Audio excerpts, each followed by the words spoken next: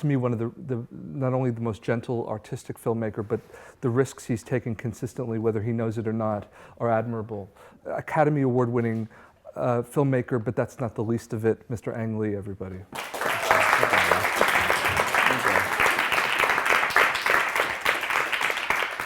Hello, everyone. Do you think a lot of the way you approach filmmaking is a reflection on your life, how you approach life? You know, you once said about your love from cooking, you know, and there's this real spiritual sense of how you look at things and how you look at the inevitability of things. Is this something only dedicated to filmmaking, or do you...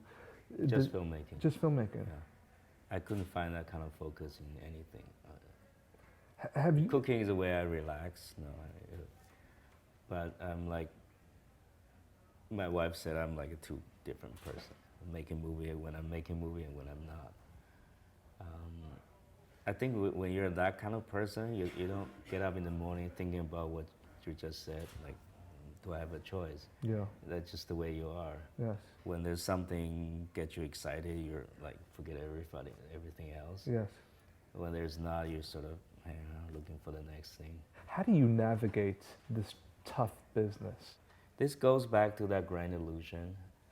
I think no matter how tough and how noirish, how ugly life can be, how reality can baffle you, can frustrate you and go against you, I think we're human beings. We like to imagine. We have that illusion. I think that's very real for us, but that's not always in life. So somebody like myself, who seems to have, you say look busy, that's a PA job. You know, when I was PA, people tell me just look busy. That's what they tell them all, yes. So I took that hand. I'm a smart guy. When I'm directing, I just look thinking. Look like you're thinking. Yeah, just like, things gets done if you're just like this. And then all day long, people get things done. Yeah. I think movie is a grand illusion to me. Yeah. When you imagine something, when you see it, even with clumsy language, when you pitched it, people fall for it. I think after you get people to believe in it, it's like a religion for the time being. Yeah. And I'm like preaching them and everything. You feel responsible. Not only I want to make that movie come out healthy, I want to make sure everybody's healthy. We'll go through hell and come back healthy. That's my job. How did you form your process with working with actors, do you feel? First of all, I don't believe any method that apply everything, because that's not going to happen in my world. You struggle alone. You meet somebody you don't know. You have no idea how to deal with it. Every actor to me is like a mountain I have to climb through. They're different. They're different people. You just have to deal with them, like in the heart-to-heart level. So my secret is, I think I'm talented, not particularly in directing and acting, but in directing actors. I think I can sense how they feel. Mm-hmm. If they get tight here, I'll feel tight here. So it's like people feel each other out, they feel me out, we feel them out, and we find a movie together. It's not like when I say you see it, it's like you have a sense of it. It's not, I don't necessarily mean it's like exactly like it was drawing out. Right. It's not like that. Yeah. But I have better idea than they do because I'm prepared when I casted them. Then they were gonna tell me what the movie should be. Just the way they behave, the way they react to the lines, to the situations. I'm watching them, I direct them, I talk to them, I learn from them, and they to me too. So you sort of have a taste of what the movie should be. Mm-hmm.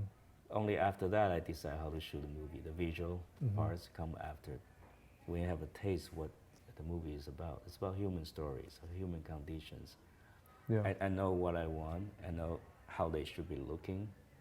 So even though something like Sense Sensibility, I still spoke pretty broken English back then. Yeah.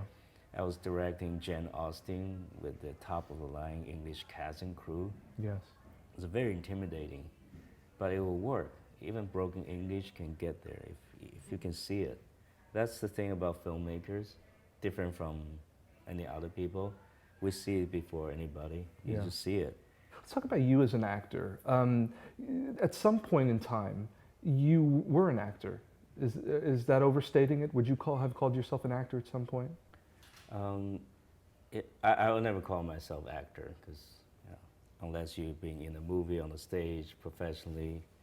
It took me 3-4 movies before I dared to call myself director. I just feel awkward. So I was never really an actor. Acting was something I know that probably catch the truth of life. I've been having different theory about what acting is about, like you would do in your life. Like every 5 years or so, this is what acting is about. Yes. So at this stage, I think acting is about truth, about revealing truth. We all lie in life. We all cover up. We're all repressed. Only through acting, only through pretending that I actually reach something that's soulful, that's the real deal. So I love acting for that reason. I cannot say I was a good actor.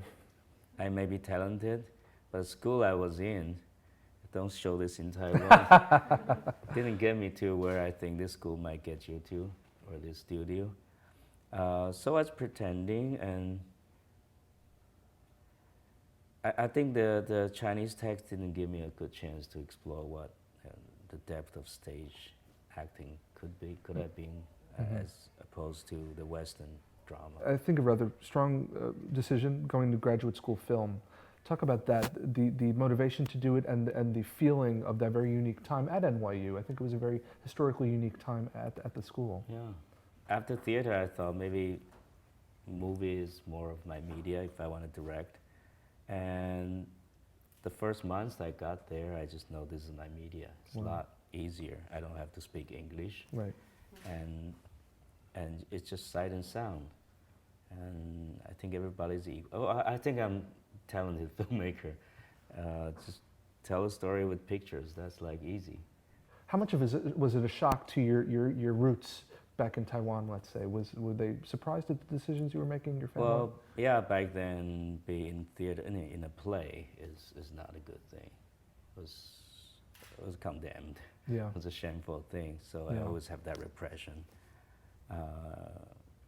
Even to these days, I still have it. It's something I cannot grow on my system. So I always use repression as a tool to express myself. It's a funny thing. I have a lot to do with my father. Mm-hmm. After I did Sense Sensibility, my father said to me, he says, I think at this rate, maybe you'll get an Oscar by the age of 50, and maybe you can start thinking about doing something for real. You'll be happy. And you did win the Oscar, and what was the reaction from your mother? Do you recall that? Because I'm sure She taught me. Whatever, I'm happy. She's a typical mother. Yeah. She was. That's why I never see mother figure in my movies, because I have no conflict with her. You don't have to work that out. My father was my high school principal. That's how bad it is. The best high school in Taiwan. And my mother, she teaches in the deaf and dumb kids, elementary school. Interesting. So any kids safe and sound, and she's happy. My father was never good enough for him. So that was like the two poles of me. You also mentioned briefly at some point that after Hulk, let's say, it sounded like your father actually encouraged you to make another movie. Do you recall your dad ever saying maybe making a movie is actually a good thing for you now? I got ripped apart up to the Hulk. I don't know if it's that movie or what leads to that. I just feel like I had enough. Yeah. I want to retire if I want to leave home before I went insane. So I told my father I want to retire. I don't know what to do. And he said, so finally you're going to teach? So it's like, I said, no. He said, you're only 49. That's a bad Early retirement, yes. That's bad example for your kids. Go ahead and make another movie. For the first time he said that. Wow. And 2 weeks later, he was in good health and he passed away. Wow. So I have to get to do something that was broke back. Well, you talk a lot about, or I've heard you talk about fear. Maybe it's overstated that fear can motivate, but where does fear play a part, or how does it play a part in your trajectory? Because I think it's safe to say you are a filmmaker, you will be a filmmaker for as long as you choose to. You've appeased the gods, but where does fear come in? What pulls you forward, pushes you forward? What are the pushing hands? You know, what gets you going forward? You see, once you set up, there's no way out. You gotta finish it. That's the thing. That's sometimes I love movies, sometimes I hate movie. I hate to make a decision like, here we go again. Like, I hope I can go through that now. Each time it's like giving birth. Like each time Right. you're in the pen, you're like, The I labor. fucking know it, dude. I never go near a man anymore. I just like go. Yes. So then once the baby come out, you forget and Yeah. you're doing it again. And then once you carry, it's like, oh, Right. Exactly. making movies the same way. Same way. Yeah. Yeah. I was afraid to pick up a project. Each time I pick it because I'm excited. Not only excite me, I think the thing will keep me so curious, keep my curiosity, excitement, and fear for like 2 years. And everybody, not just me. So it's a big undertake. Yeah. And you don't know the ups and downs of your physical and nerve system, how you can carry it. There gotta be some time that you feel so down and out, and it's very challenging. You wanna give up, but you can't. The show must go on. It's bigger than you. Movie is bigger than you are, because everybody's working. Yeah. You get so much money, everybody's dream, and it's all carried on your shoulder, and you have to move on. You once, well, you not too long ago said your movies are now making statements, or you turned a corner at some point in your filmmaking where you had things you wanted to say rather than just capture. What do you still want to say with your movies? I don't know. After Crouching Tiger, Hidden Dragon, I feel like I don't have a plan. Whatever call me, I leave for those 2 years, make that movie. I feel very much like actors, finally. Like I'm a vehicle. I'm the slave of that project, and then once I'm done, I'm spent, and I'm waiting for the next thing to hit me. Life itself and the project will connect, just how I grow as a person, what happened to me, how the world developed. It will tell me what I need to say.